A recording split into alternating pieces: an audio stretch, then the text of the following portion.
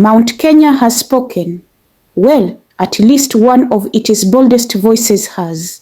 And the message is loud and clear. President William Ruto may lead the nation, but he doesn't rule the mountain. Hello and welcome to Sauti Mzalendo, your trusted voice of the people.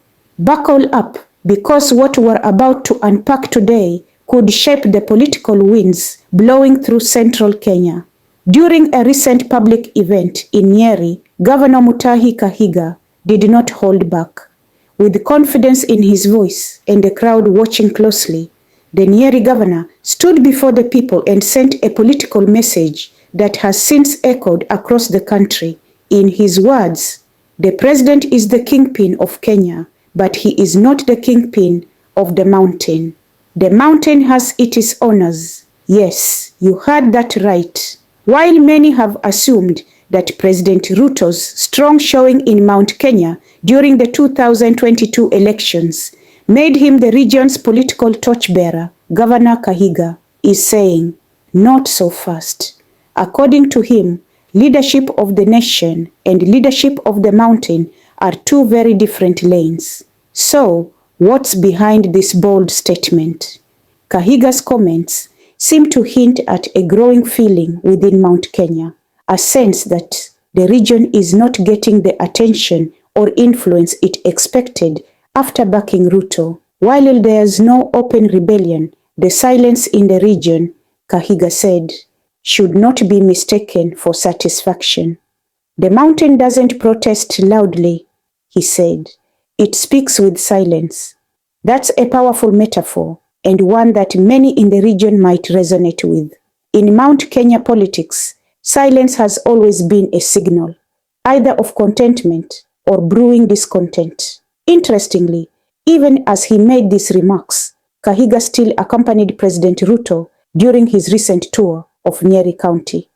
So, what does this mean? Loyalty, strategy, or is it a balancing act, serving both the people and the presidency? Politics, as we know, is rarely black and white. So here's the breakdown. Governor Mutahi Kahiga says Ruto is not Mount Kenya's political kingpin. He acknowledges Ruto as president, but insists the mountain has its own leadership. He claims the region is watching, quietly but closely. Meanwhile, he still welcomed Ruto to Nyeri, standing beside him on stage. Now that's the kind of political tea that needs no sugar. And what are the people saying? Some residents of Nyeri and other parts of Mount Kenya agree with the governor. They feel that post-election promises haven't quite turned into action on the ground. Others believe Kahiga is simply positioning himself or someone else as a potential new regional voice. But one thing is clear. The unity that once held Mount Kenya firmly behind one leader may now be cracking, subtly but surely. Now here's where I weigh in. Governor Kahiga's remarks shouldn't be brushed off as just local politics. They reflect a deeper truth about Kenyan leadership. It's never just about who's in State House. It's about who has the ears of the people. And in Mount Kenya, respect and loyalty are earned, not inherited. Ruto may have had the region's vote, but whether he still holds its heart, that's a question only time and action can answer. But hey, politics changes like weather in Limuru, fast and often.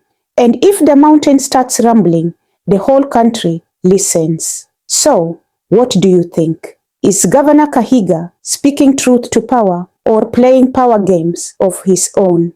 Has Mount Kenya lost faith in Ruto, or is this just noise in a bigger national symphony? Tell us your thoughts on our socials at Sauti Mzalendo, because your voice is the people's voice. Until next time, this has been Sauti Mzalendo, where news doesn't just speak, it resonates.